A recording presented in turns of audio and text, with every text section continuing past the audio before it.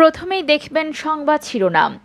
গলায় ও ঘাড়ে নখের আঁচড় দেখে খুনিকে শনাক্তের দাবি পুলিশের। এরপর দেখবেন এলাকার সবাইকে বলেছি কেউ উত্ত্যক্তকারীদের বিচার করেনি। নোয়াখালীতে স্কুল ছাত্রী হত্যার ঘটনায় জড়িতদের শাস্তির দাবি। ট্রফি ভেঙে খেলা শেষ করলেন ইউএনও, ভিডিও ভাইরাল। রোহিঙ্গা প্রত্যাবাসনে অনিশ্চয়তা ব্যাপক হতাশার, বললেন প্রধানমন্ত্রী। এতক্ষণ দেখছিলেন সংবাদ শিরোনাম। বিস্তারিত খবর জানতে ভিডিওটি না টেনে শেষ পর্যন্ত দেখুন। গলায় ও ঘাড়ে নখের আঁচড় দেখে খুনিকে শনাক্তের দাবি পুলিশের। নোয়াখালীতে স্কুল ছাত্রী হত্যার ঘটনায় জড়িত অভিযোগে সাবেক গৃহশিক্ষক আব্দুর রহিম ওরফে রনিকে আটক করেছে পুলিশ। গোপন তথ্যের ভিত্তিতে বৃহস্পতিবার রাতে আটকের পর রহিমের গলায়, ঘাড়ে ও মাথায় নখের আঁচড় পাওয়া যায়। এর সঙ্গে পারিপার্শ্বিক বিভিন্ন তথ্য-উপাত্ত যাচাই করে পুলিশ বলছে আব্দুর রহিম ওই স্কুল ছাত্রীকে হত্যা করেছে। শুক্রবার নিজ কার্যালয়ে প্রেস ব্রিফিংয়ে আব্দুর রহিমকে আটক ও ঘটনার পারিপার্শ্বিক বিভিন্ন বিষয় তুলে ধরেন জেলা পুলিশ সুপার মোহাম্মদ শহীদুল ইসলাম। ব্রিফিংয়ে তিনি বলেন, প্রাথমিকভাবে পাওয়া তথ্যে যারা নিশ্চিত হয়েছে বৃহস্পতিবার দুপুর 12টা থেকে বেলা 2টার মধ্যে এই হত্যাকাণ্ডটি সংঘটিত হয়েছে। হত্যাকাণ্ডের সময় বাসায় ওই ছাত্রী একা ছিল। তার মা কর্মস্থল থেকে বাসায় ফেরার পর সন্ধ্যা 6:30টার দিকে ঘটনাটি জানাজানি হয়। ব্রিফিংয়ে পুলিশ সুপার শহীদুল ইসলাম উল্লেখ করেন, ঘটনাটি জানার পর প্রথমে থানা পুলিশ, পরে তিনি নিজেই ঘটনাস্থলে যান। তখন ওই ছাত্রীর মা অভিযোগ করেছিলেন একই এলাকার মোহাম্মদ সাইদ ও এক কিশোর তার মেয়েকে উত্ত্যক্ত করতেন এবং এই ঘটনায় বিষয়ে স্থানীয়দের কাছে এর আগেও অভিযোগ করেছেন, কিন্তু কোনো বিচার পাননি। তার অভিযোগের ভিত্তিতে তাৎক্ষণিক অভিযান চালিয়ে দুজনকে আটক করা হয়। পুলিশ সুপার বলেন, তদন্তের এক পর্যায়ে তারা গোপন তথ্য পান ওই ছাত্রীকে একসময় আব্দুর রহিম নামের এক ব্যক্তি প্রাইভেট পড়াতেন, কিন্তু হঠাৎ ওই ছাত্রী তার কাছে পড়া বন্ধ করে অন্য শিক্ষকের কাছে পড়া শুরু করে। আব্দুর রহিম একটি কোচিং সেন্টার পরিচালনা করেন। আব্দুর রহিমের গলা ও ঘাড়ে সদ্য লাগা আঁচড়ের দাগ দেখা গেছে। এই তথ্যের ভিত্তিতে বৃহস্পতিবার রাতে তাকে আটক করা হয়। প্রেস ব্রিফিংয়ে জানানো হয়, আটকের পর আব্দুর রহিমকে পরীক্ষা করে গলায়, ঘাড়ে ও মাথায় আঁচড়ের দাগ পাওয়া যায়। তাৎক্ষণিক তাকে চিকিৎসকের কাছে নিলে চিকিৎসক আঁচড়টি সদ্য এবং নখের বলে জানান। তখন আঁচড় কীভাবে লেগেছে জিজ্ঞাসা করলে 2 শালিকা আঁচড় দিয়েছেন বলে দাবি করেন রহিম, কিন্তু যাচাই করে ওই তথ্যের সত্যতা পাওয়া যায়নি। অপরদিকে এলাকার সবাইকে বলেছি কেউ উত্ত্যক্তকারীদের বিচার করেনি। ও মারে, তুই আরেকবার আমার বুকে আয়। তোমরা আমার মেয়েকে আমার বুকে ফিরিয়ে এনে দাও না। আমার মেয়েকে ওরা দুপুরে ভাতও খেতে দেয়নি। আমার মেয়ে শখ করে ইলিশ রান্না করেছিল, সেই ইলিশ মাছও আমার মেয়ে খেতে পারেনি।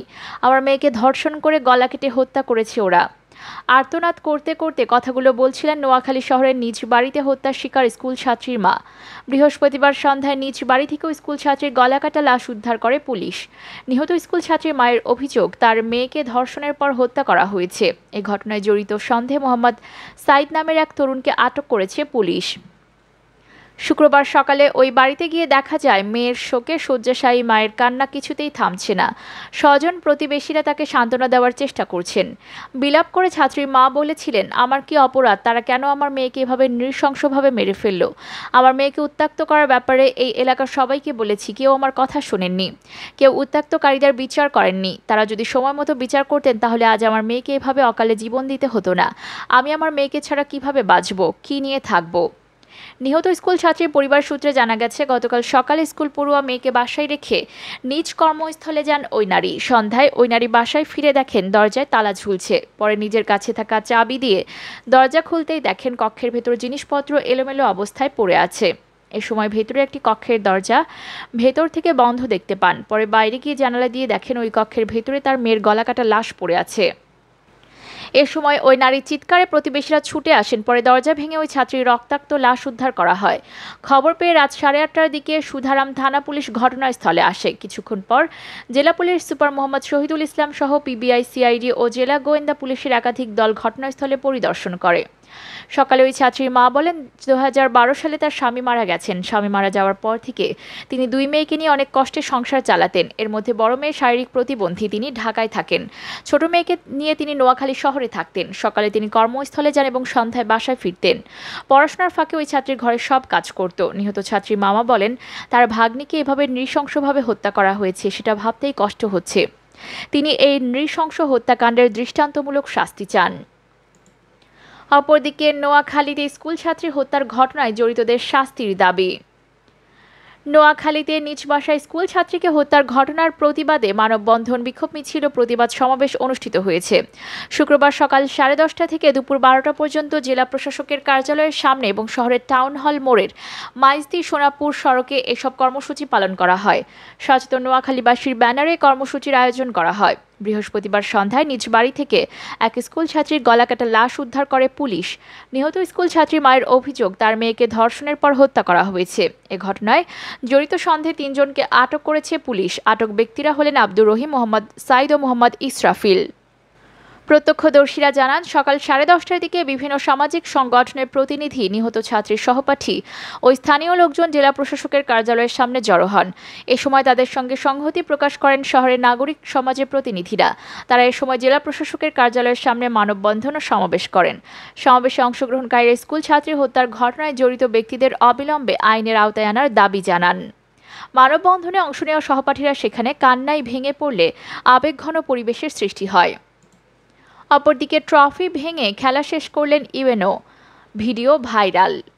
বান্দরবানে আলীকদম উপজেলা নির্বাহী কর্মকর্তা মেহেরুবা ইসলামের বিরুদ্ধে ফুটবল খেলার ট্রফি ভাঙার অভিযোগ উঠেছে। বিষয়টি সামাজিক যোগাযোগ মাধ্যমে ভাইরাল হলে স্থানীয়দের মধ্যে ব্যাপক সমালোচনার ঝড় ওঠে। এ ঘটনায় আলীকদম উপজেলা চেয়ারম্যান তার ভেরিফাইড ফেসবুকে ইউএনওকে প্রত্যাহারের দাবি জানান। স্থানীয়দের সূত্রে জানা যায়, শুক্রবার আলীকদম উপজেলার 2 নম্বর চৈখং ইউনিয়নের রেপারপাড়া সরকারি প্রাথমিক বিদ্যালয় মাঠে আবাসিক স্বাধীন যুব সমাজের উদ্যোগে জুনিয়র একাদশ বনাম রেপারপাড়া বাজার একাদশ ফুটবল টিমের ফাইনাল খেলায় প্রধান অতিথি হিসেবে উপস্থিত ছিলেন আলীকদমের ইউএনও মেহেরুবা ইসলাম। খেলার সমাপনী বক্তব্যের সময় হঠাৎ ক্ষিপ্ত হয়ে উপস্থিত জনগণের সামনে ট্রফি ভেঙে ফেলেন তিনি। এ ঘটনার একটি ভিডিও রাতেই সামাজিক যোগাযোগ মাধ্যমে ভাইরাল হলে ব্যাপক সমালোচনার সৃষ্টি হয়। ইউএনওর এমন আচরণে তার বিরুদ্ধে বিভাগীয় ব্যবস্থা নেওয়ার দাবি জানান স্থানীয়রা। এ ব্যাপারে মেহেরুবা ইসলাম মুঠোফোনে বলেন, খেলা শেষে পুরস্কার বিতরণের সময় হঠাৎ একজন এসে বললেন যে 3 গোল 4 গোল তারা মানে না। আমি তখন বললাম খেলা আবার হবে কি না। তখন এটা নিয়ে পেছন থেকে খুব আওয়াজ শুরু হলো, তারা ট্রফি নেবে না। তারাই বলল ট্রফি যতদিন থাকবে একটা আক্রোশ থাকবে। তারা বলল ট্রফি ভেঙে ফেলা হোক। পরে আমি বললাম তাহলে ঠিক আছে, আপনারা মেডেলগুলো নিয়ে যান। মেহেরুবা ইসলাম বলেন, তারা সেগুলো না নেওয়ার পরিস্থিতি তৈরি হয়। ওরাই বলছে ট্রফিটা ভেঙে ফেলা হোক, তাই ভেঙে ফেলা হয়েছে। ওখানে বহিরাগত কিছু ছেলে এসেছিল, স্থানীয় চেয়ারম্যানও তাদের চেনেন না বলে জানিয়েছেন। অপরদিকে রোহিঙ্গা প্রত্যাবাসনে অনিশ্চয়তা, ব্যাপক হতাশার বললেন প্রধানমন্ত্রী।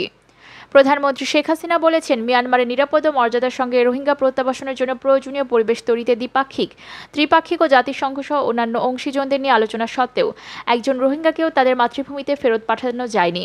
তাদের প্রত্যাবাসনের অনিশ্চয়তার সর্বস্তরে ব্যাপক হতাশার সৃষ্টি করেছে। যুক্তরাষ্ট্রের স্থানীয় সময় শুক্রবার বিকেলে জাতিসংঘ সাধারণ পরিষদের ৭৭তম অধিবেশনে দেওয়া ভাষণে এই আহ্বান জানান তিনি বলেন, মিয়ানমার চলমান রাজনৈতিক অস্থিরতা ও সশস্ত্র সংঘাত রোহিঙ্গাদের প্রত্যাবাসনকে আরও দুরূহ করে তুলেছে।